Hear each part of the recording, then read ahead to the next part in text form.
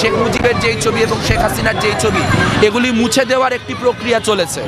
তো সেই সময় আমরা দেখতে পেয়েছি যে আসলে প্রক্টর তখন নিজে থেকে আসেনও নাই, শিক্ষার্থীরা ফোন দেওয়ার মধ্য দিয়ে তাকে একরকম প্যারা দেওয়ার মধ্য দিয়ে তাকে নিয়ে আসা হয়েছে এবং আসলে কার কথায় কেন এটা মোছা হয়েছে তা কিন্তু এখনো স্পষ্ট করা হচ্ছে না।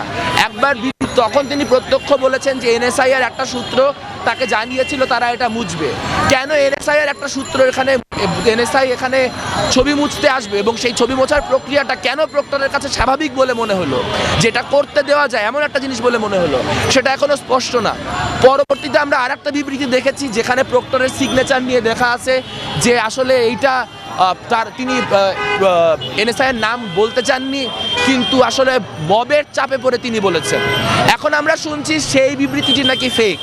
তো আসলে প্রশাসনের অবস্থান কি, কারা বলেছিল, কেন মনে হচ্ছিল এটা মোছা দরকার, কেন শিক্ষার্থীদেরকে তারা অবহিত করার প্রয়োজন বোধ করে নাই, এই জায়গাগুলো প্রশাসনের স্পষ্ট করতে হবে এবং এই পুরো ঘটনার যেই দায় সেই ঘটনার দায় নিয়ে আমরা প্রক্টরকে এখন আহ্বান জানাচ্ছি পদত্যাগ করার জন্য।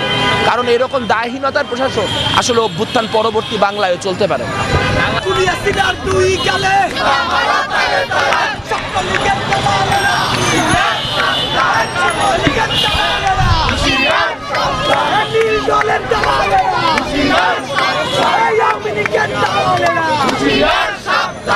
টিএসসি সংলগ্ন মেট্রো রেলের দুটা পিলার হচ্ছে, এক পাশে বাকশাল মুজিবের ছবি ছিল, আরেক পাশে হচ্ছে ফ্যাসিস্ট খুনি হাসিনার ছবি ছিল।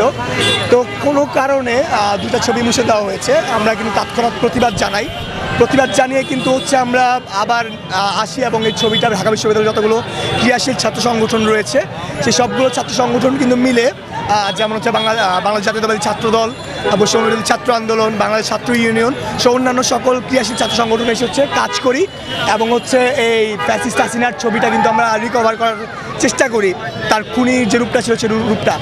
এবং সেই জিনিসটা ঘিরেই 5 আগস্ট জনগণ যেভাবে জুতা এবং রং নিক্ষেপ করেছিল তার ফ্যাসিবাদ ফুটিয়ে তুলতে আমরা সেই জিনিসটা চেষ্টা করছি যাতে রিস্টোর করা যায়।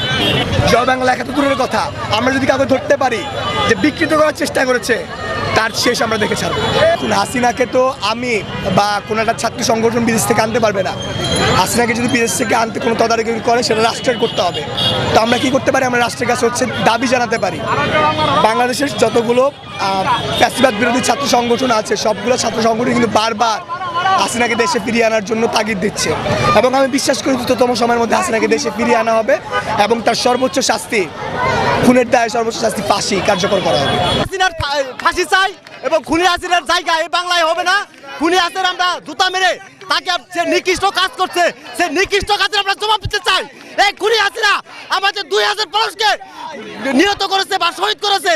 এই খুনি হাসিনার জায়গা এই বাংলায় হবে না। তারা জুতা নিক্ষেপ করার মাধ্যমে আমরা প্রমাণ করতে চাই খুনি হাসিনা কত নিকৃষ্ট ছিল। এই নিকৃষ্ট ঠিকানা এই ঢাকা ভার্সিটি এই বাংলার কোন জায়গায় হবে না।